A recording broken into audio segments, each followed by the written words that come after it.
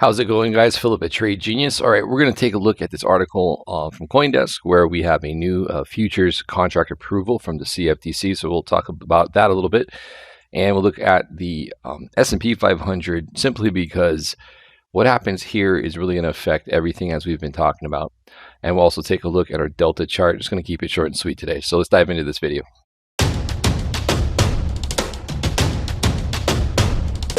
Trade Genius.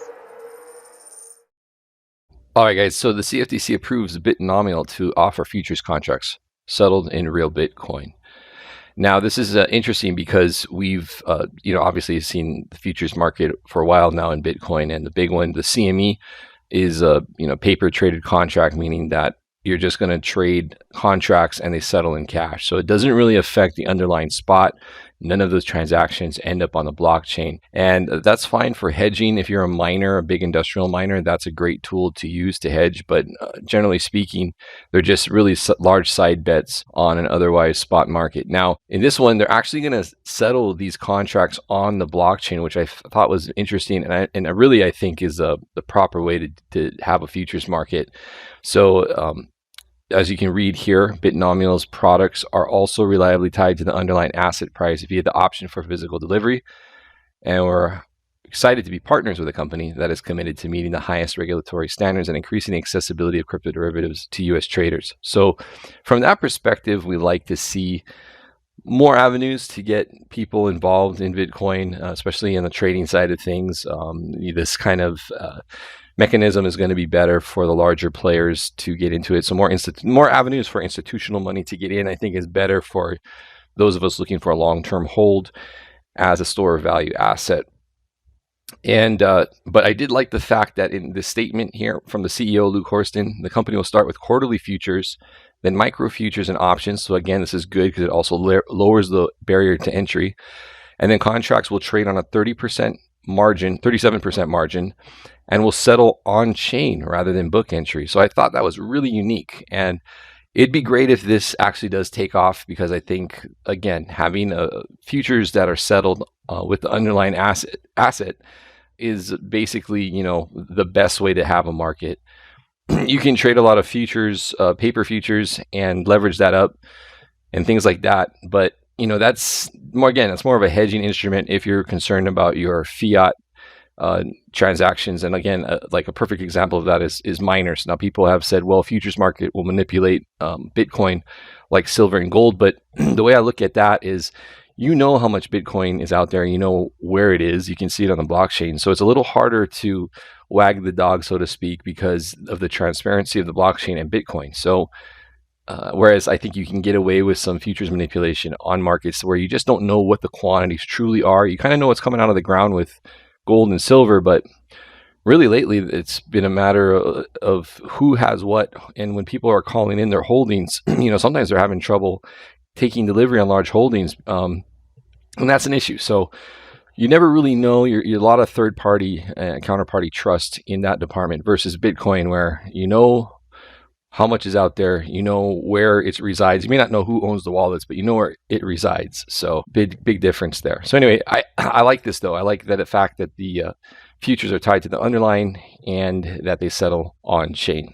All right, switching gears to the S&P 500. Why? Because where this goes, Bitcoin will go. Now, short term, I think Bitcoin actually does lead the market a little bit. We saw the S&P 500 futures peak out today around noontime, and then the Bitcoin price action actually went lower from noon, and then we saw a sell-off, late day sell-off. So I think Bitcoin, whenever you see them deviate, and you can just overlay a price chart of the S&P 500 over Bitcoin, when you see Bitcoin leading either higher or lower, and you haven't seen the correlated move in the S&P 500, watch for that. Now, I know some people that I've mentioned that kind of roll their eyes. They think, how is that possible? But I'm just looking at what the market's doing.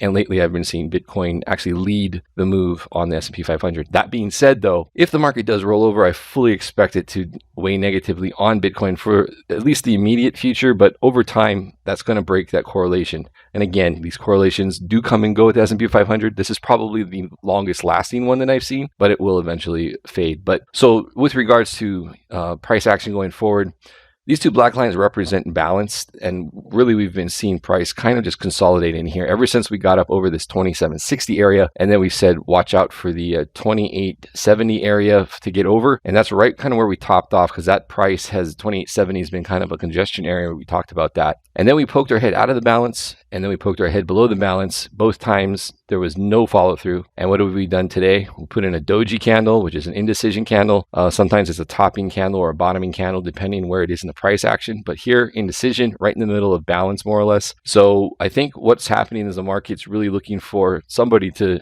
give some kind of direction, and then the momentum will follow through. Now, we do have unemployment numbers, and well, you guys will be seeing this will be Thursday morning.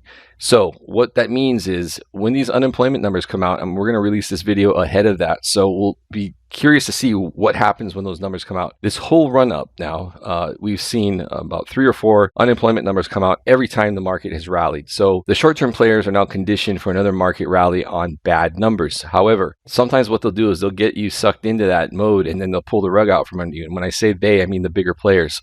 Now they've generated a lot of liquidity under here that they can sell into and fill larger orders that have sold off. So don't be surprised if we do see actually selling on bad numbers, or the alternative is the numbers are actually not as bad as they thought, and then it rolls over. 'Cause that's the way news and the actual price action work. They're always out of sync, and price is really the up-to-date reaction on news that either is developing or hasn't really become mainstream yet. So just keep that in mind. Now, as far as Bitcoin goes, just keep in mind that we are in basically a sell state on the delta, meaning that the futures action is dictating that most likely we're going to see any type of strength get sold. Very similar to what we saw over here, where even though the delta was short, we saw us poke over the WMA 65, and that's the same situation here. We are basically in a short situation coming up over this curve that we've basically been holding price in, right, that we talked about the other day. So interesting spot here. If they do sell S&P 500, I fully expect this to retrace all the way to the bottom of this band, which would take us down to about 6,500 and change. So just keep that in mind. If the S&P 500 does rally again on unemployment news, we're breaking over this band, and we're going to take out most likely these highs at 74 to 7,500. And I think would give us pretty good mojo to try and hit that $8,000 ahead of halving. Beyond that, it's going to be hard to say, because again, the market in the futures, in the S&P 500, we'll run into a lot of resistance just north of 2,900. I think a lot of people will be thinking we're off to a V recovery, and I think it'll just be actually a trap for those buyers. So there's still a lot of risk in this market. The economy still isn't running, and I think oil, as we talked about, is a big indication of the reality of things with demand destruction. So market's a little divorced from the fundamentals right now. That can happen for a while, but I do expect some pull back to reality here. But in the meantime, we'll just trade the price action, and tomorrow will be very telling on how things go on that unemployment report. So keep an eye out on that. This morning, 8:30 a.m. Eastern on Thursday. All right, guys, that's it for this video. If you like what we're doing, please hit like and subscribe. I will tell you guys too, I forgot, we do have a sell signal on the ribbon. So last time we got that was just as the market started to crater, and that ended up being from around the 32.40 mark all the way down to the 21.96 before we got a counter buy signal. So last time this triggered, huge down move. Will it happen again? I think tomorrow into the weekend is going to be very telling, and then Monday too.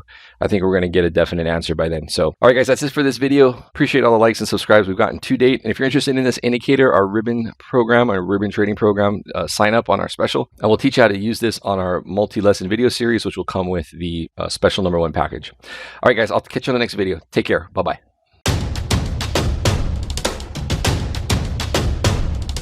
Trade Genius.